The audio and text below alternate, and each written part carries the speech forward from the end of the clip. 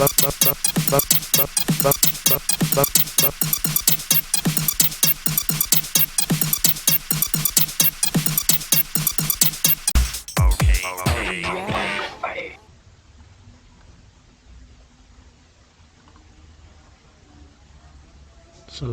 warahmatullahi wabarakatuh.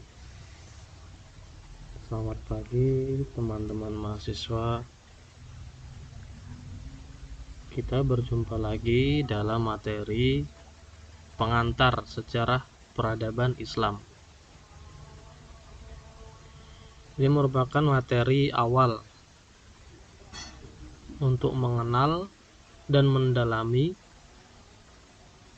lokus keilmuan sejarah peradaban Islam.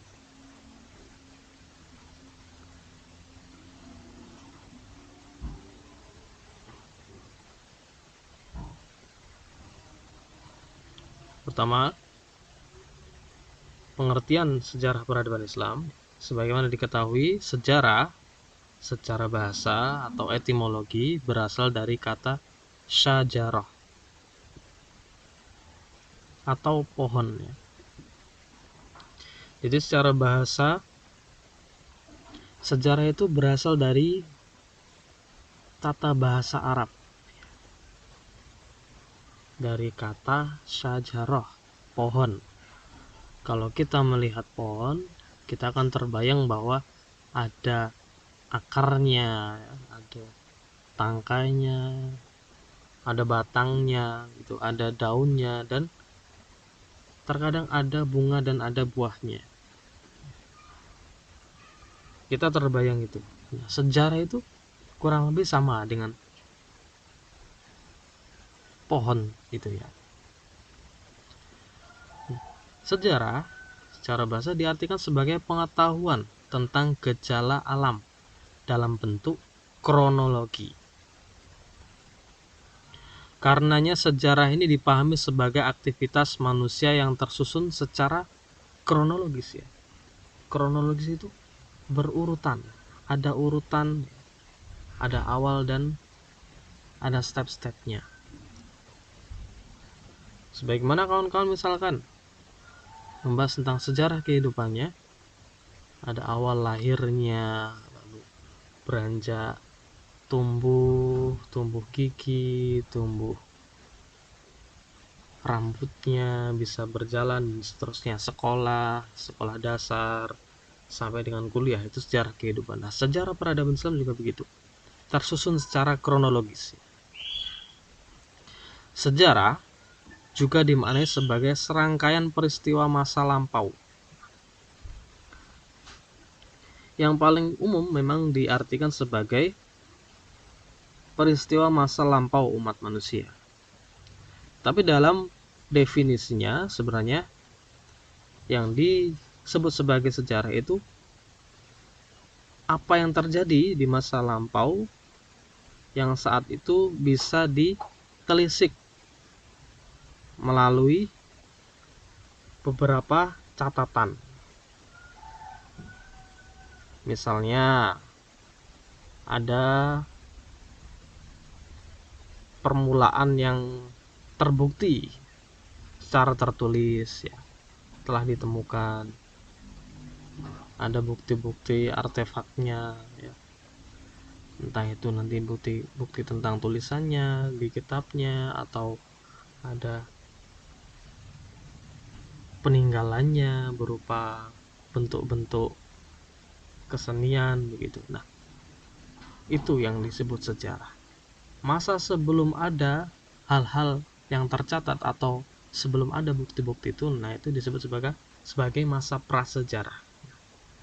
Sehingga dalam dimensi waktu yang dibatasi oleh keilmuan sejarah ini seringnya, ya, disepakati secara tidak langsung bahwa yang dibicarakan itu yang sudah ada buktinya, yang disebut sebagai zaman sejarah, sudah ada buktinya. Sehingga sejarah ini juga dimaknai sebagai history dalam bahasa Inggris. Peristiwa masa lampau atau history yang itu ada bukti-bukti yang sudah bisa ditelisik.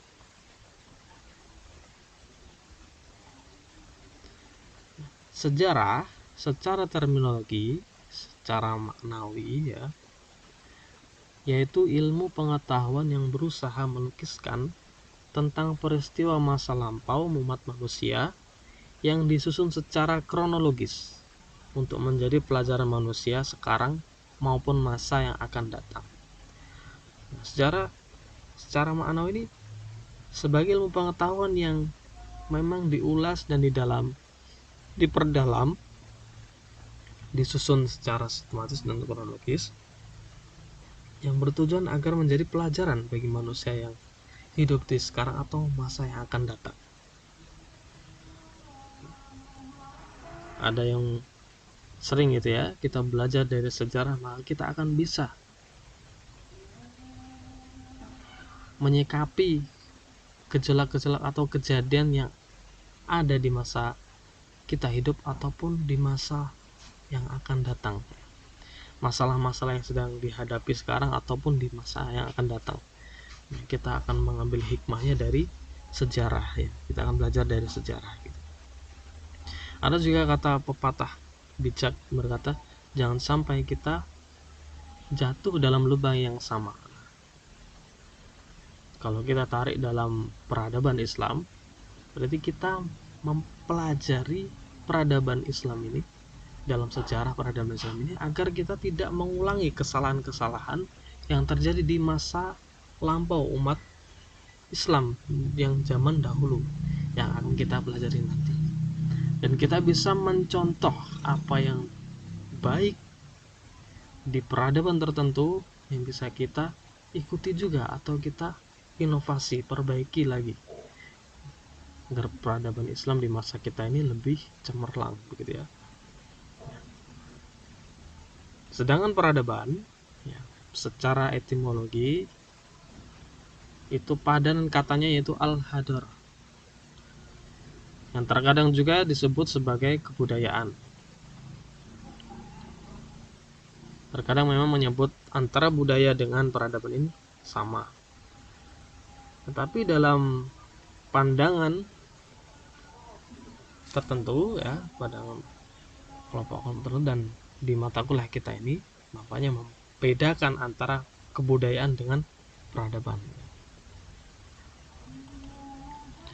Nah, peradaban diartikan menjadi dua hal.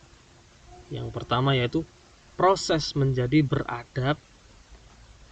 Tahu kan ya, beradab itu yang mempunyai budi pekerti ya, yang dia erat dengan ilmu pengetahuan dan erat dengan paradigma atau pandangan hidup yang lebih maju. Sehingga misalkan kita ada yang melabeli, oh ini kelas yang beradab misalkan. Berarti dalam bayangan kita akan terbayang kelas yang beradab itu tertib, anggota kelasnya ya, diskusinya hidup, menggunakan bahasa yang baik dan sopan gitu ya, bersikap yang sopan, mengerjakan tugas yang seperti orang yang mempunyai pengetahuan. Atau sebaliknya, ada yang melabeli, itu kelas atau si fulan yang tidak beradab. Ya kita akan terbayang bahwa tidak beradab itu berarti jauh di bawah standar pengetahuannya dan sikapnya. Orang yang tidak sopan misalkan, mempunyai kebiasaan yang kurang baik dan seterusnya. Nah, peradaban itu diartikan menjadi dua hal. Pertama yaitu proses menjadi beradab. Yang kedua, masyarakat yang sudah berkembang atau sudah maju, sehingga memberikan warisan kemajuan. Nah, itu ada dua hal peradaban itu. Nah, peradaban secara terminologi atau secara maknawi sering digunakan untuk menyampaikan kebudayaan yang indah, maju dan canggih. Artinya kebudayaan yang dia indah, sudah maju dan canggih di masanya, atau bahkan di masa setelahnya dianggap sebagai canggih dan maju itu. Nah, karenanya peradaban ini sering disifati kebudayaan dengan sistem teknologi, sistem kenegaraan, seni rupa, seni bangunan, dan ilmu pengetahuan yang kompleks, yang itu maju. Sehingga misalkan kalau kita bicara peradaban Islam di Andalusia, kita akan terbayang, oh, pola masyarakat yang maju terbuka terhadap ilmu pengetahuan di Cordova, gitu ya.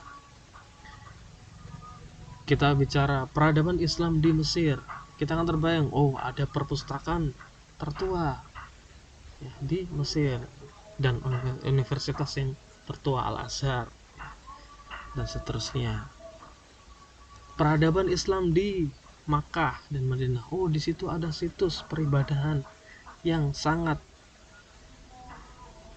diagungkan ya, yang sangat dihargai oleh orang-orang Islam, atau bahkan bukan saja orang Islam, yaitu di Makkah, di Ka'bah, dan di Madinah Masjid Nabawi, gitu ya. Nah, disifati sebagai kebudayaan dengan sistem teknologi yang maju, sistem kenegaraan yang maju, seni rupa, seni bangunan, atau ilmu pengetahuan yang kompleks. Nah, itu peradaban. Peradaban sering digunakan untuk merefleksikan masyarakat maju berhasil menorehkan prestasi. Prestasi itu menggambarkan bahwa peradaban di masa ini yaitu masyarakatnya maju dan berhasil menorehkan prestasi yang bisa diwariskan atau ada catatan terbukti peradaban, sehingga disimpulkan sebagai pola warisan keberhasilan dari sekelompok masyarakat, entah itu kelompok masyarakat di masa Nabi misalkan, atau masa sahabat, masa daulah tertentu ya, atau di masa kerajaan Islam di Indonesia. Nah, di Indonesia, peradaban, hadarah, dan kebudayaan, thaqafah, ini sering dianggap memiliki arti yang sama. Meskipun sebenarnya ada beberapa unsur yang bisa kita urai yang nanti akan menemukan beberapa perbedaan antara peradaban dan kebudayaan. Tadi peradaban sudah kita sebutkan ada dua ya, proses menjadi beradab, lalu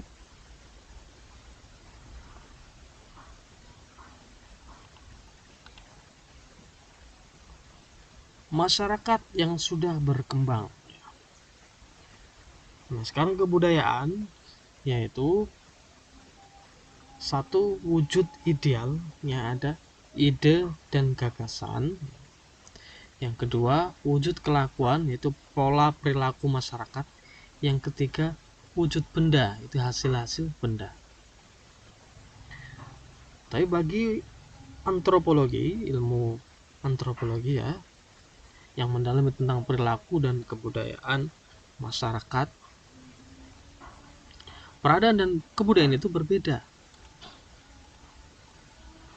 Kebudayaan seringnya direfleksikan kepada masyarakat yang biasa saja atau bahkan terbelakang. Terefleksi, tergambarkan kepada masyarakat yang biasa saja atau bahkan terbelakang. Nah, kebudayaan juga diartikan sebagai pola tertentu yang sedang berproses menjadi baik atau menjadi buruk.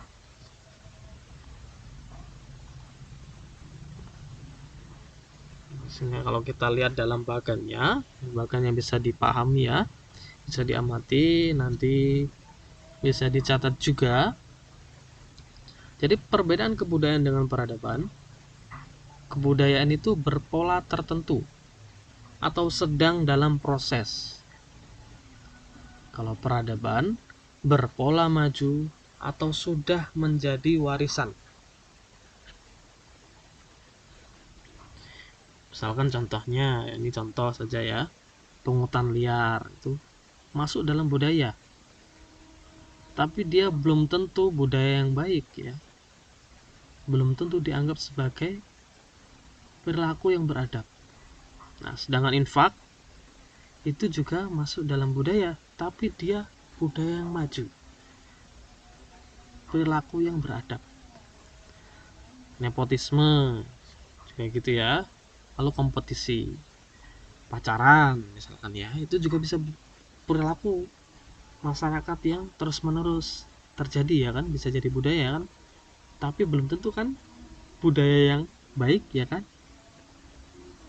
Nah, menikah, kalau menikah ini kan masuk dalam perilaku masyarakat yang terus-menerus, meskipun nanti ada dorongan norma agama ya, hukum Islam, tapi dia adalah perilaku yang beradab, peradaban yang maju. Jadi kalau misalkan pacaran terus ya, nanti doinya misalkan ngajak pacaran terus, itu berarti budaya yang bagaimana? Nah, kalau ingin maju ya ambil perilaku yang maju, yaitu menikah. Lalu software atau artificial intelligence itu juga masuk dari sebuah proses yang terjadi, atau karya seseorang, karya masyarakat tertentu yang sedang berproses. Bisa sedang berproses menjadi baik ya, atau sedang saja atau buruk ya. Software artificial intelligence, kita kan tidak tahu ya, ini kan masih dalam masa kita sekarang. Nah, sedangkan aljabar atau algoritma itu adalah sebuah peninggalan, warisan kemajuan dari pengetahuan umat Islam zaman dahulu. Aljabar, algoritma. Nah, dia masuk dalam contoh peradaban karena dia sudah terjadi dan sudah diwariskan. Warisannya sudah terbukti maju dan memberikan sumbangsih bagi pengetahuan masyarakat atau umat manusia secara umum. Ya, karena ada aljabar dan algoritma ini, maka muncullah bahasa-bahasa pemrograman yang lain, dan software artificial intelligence akhirnya bisa muncul juga, bisa berproses begitu ya. Nah, itu perbedaan budaya dengan peradaban. Nah, sejarah peradaban Islam diartikan sebagai perkembangan atau kemajuan masyarakat Islam yang terjadi di masa lampau. Sejarah peradaban Islam sebagai ilmu ialah pengetahuan yang mendalami kejadian, kronologi, serta periodisasi kemajuan masyarakat Islam pada masa lampau.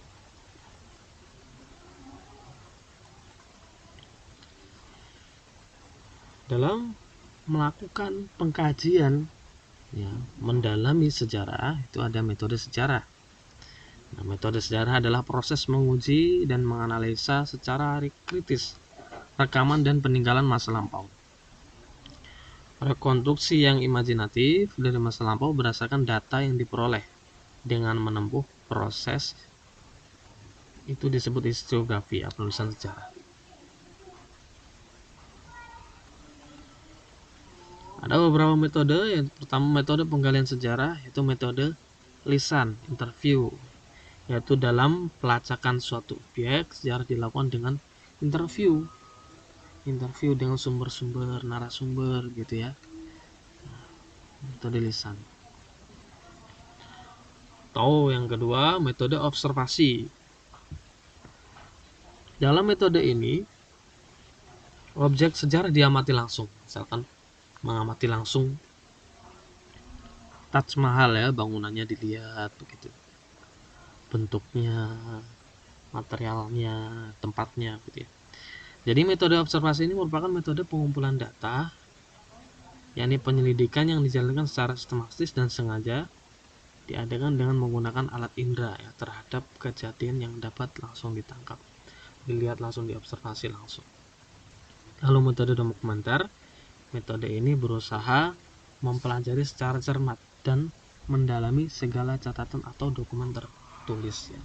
Dilihat artefak tertulisnya, cerita-cerita terkait dengan sejarah tersebut ya, catatan-catatannya begitu ya, dilihat.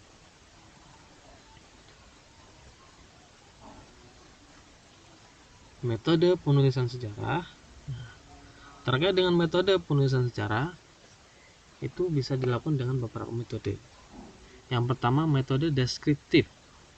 Dengan metode ini digunakan untuk menggambarkan adanya peradaban Islam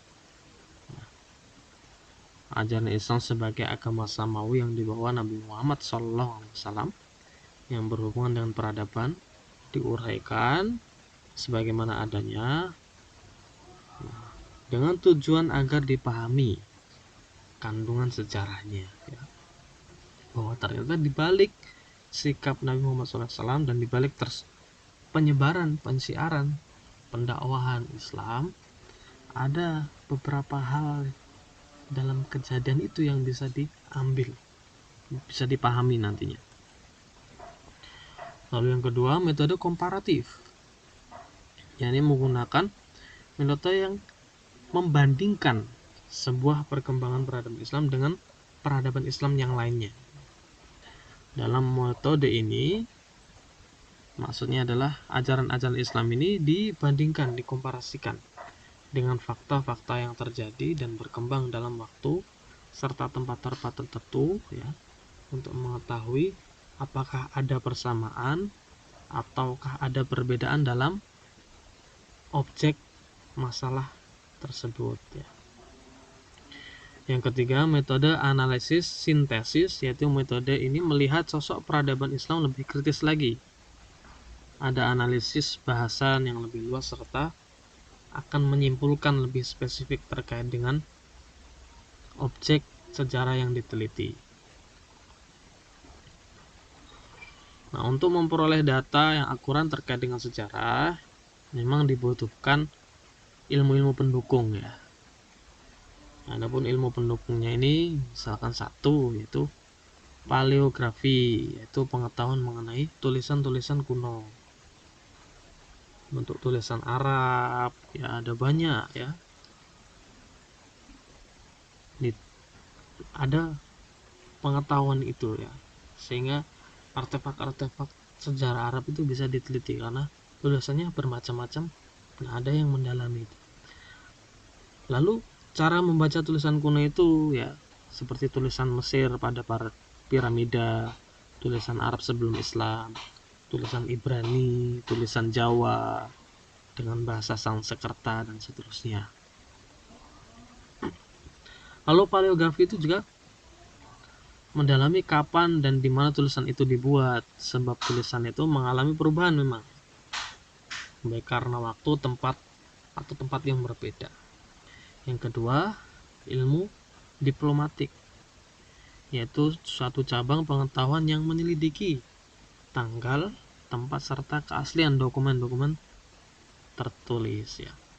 Yang ketiga, epigrafi, yaitu cabang pengetahuan mengenai inskripsi atau tulisan yang terdapat dalam monumen, baik mengenai teknik penulisan atau pembuatan maupun isi teksnya.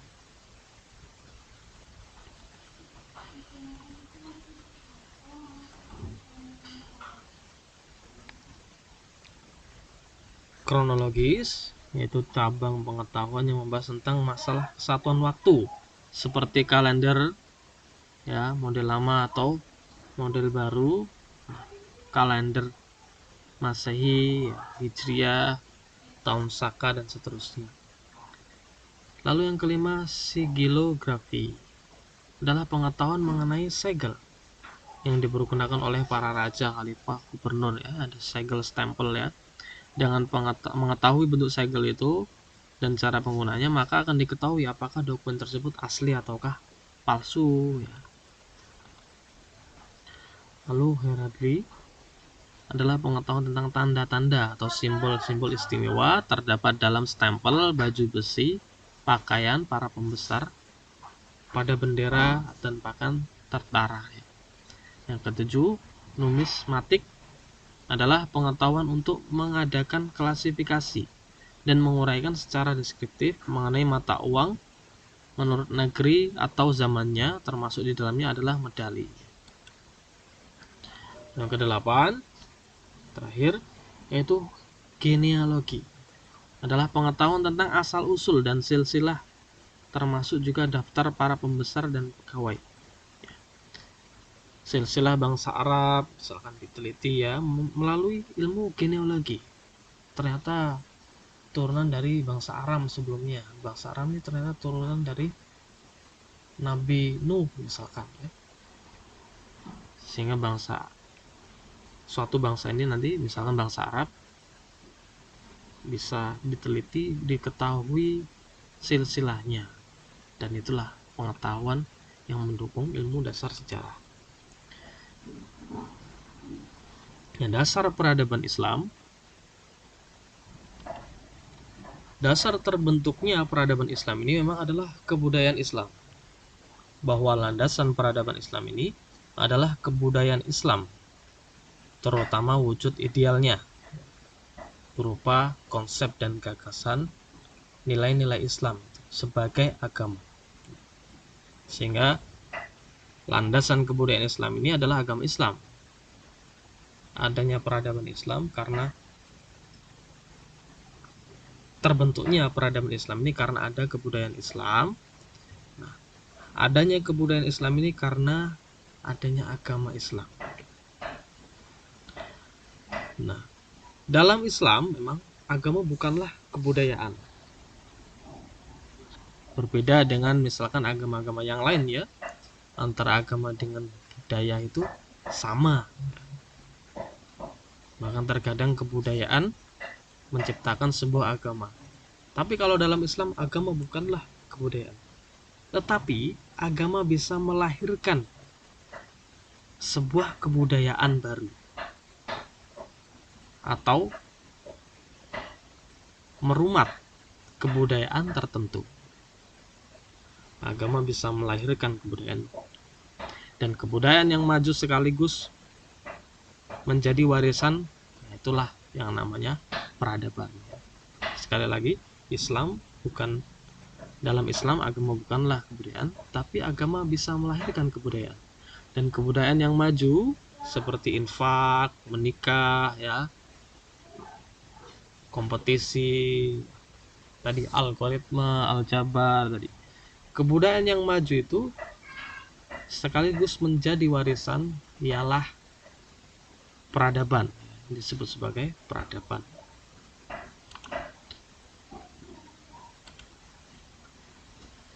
Urgensi sejarah peradaban Islam, kenapa penting kita membahas atau mendalami mata kuliah sejarah peradaban Islam.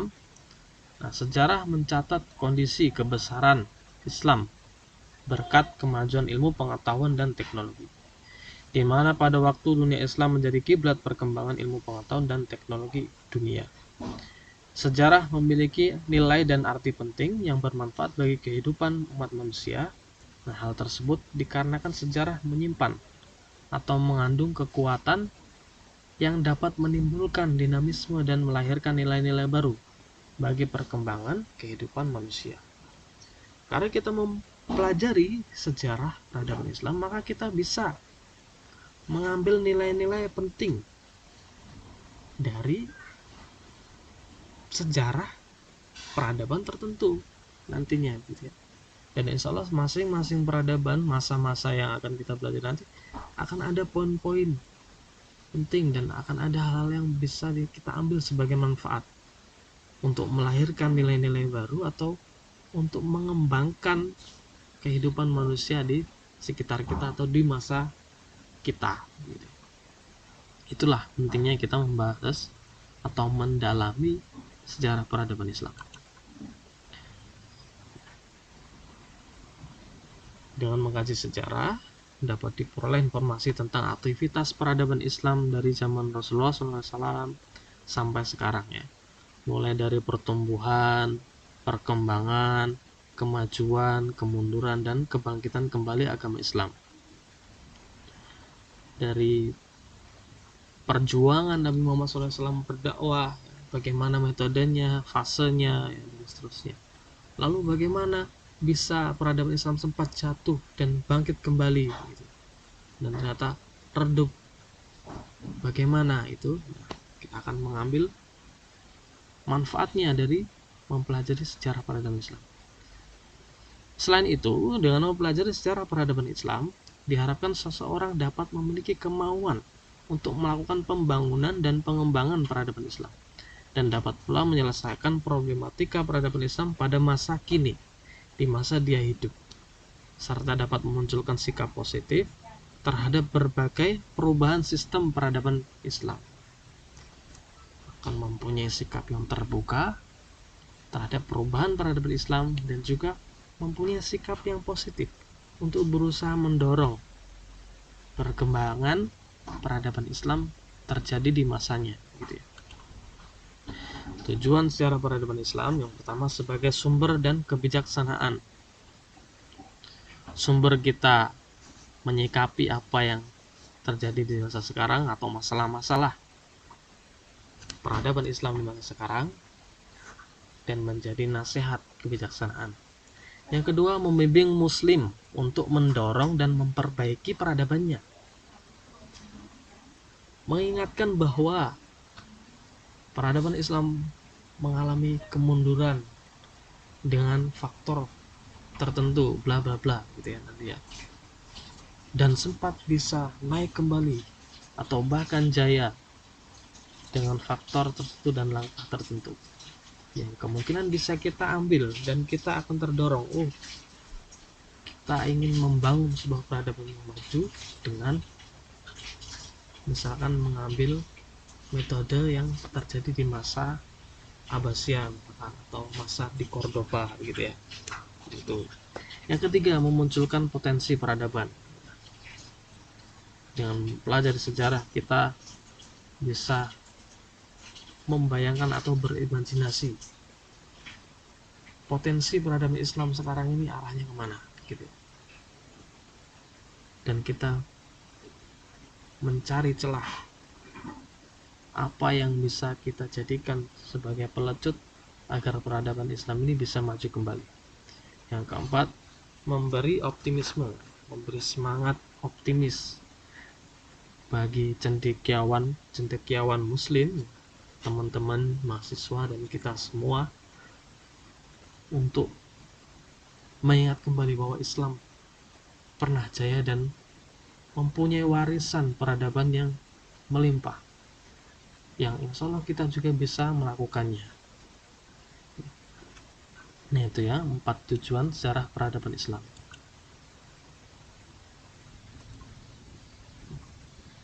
Manfaat belajar sejarah peradaban Islam. Sejarah peradaban Islam ini tidak hanya dijadikan pengetahuan atau pemahaman, tetapi juga dijadikan pengingat dan pendorong bagi Muslim untuk membangun atau memperbaiki peradabannya. Jadi dia tidak hanya menjadi pengetahuan atau pemahaman, tapi harus diterapkan menjadi pendorong bagi Muslim untuk membangun dan memperbaiki peradabannya di masa dia hidup. Nah itulah pengantar sejarah peradaban Islam yang pada hari ini, pada kesempatan kali ini kita paparkan ya. Kurang lebih mohon maaf, silahkan bisa diskusi dan bisa bertanya terkait dengan poin-poin yang dijelaskan tadi.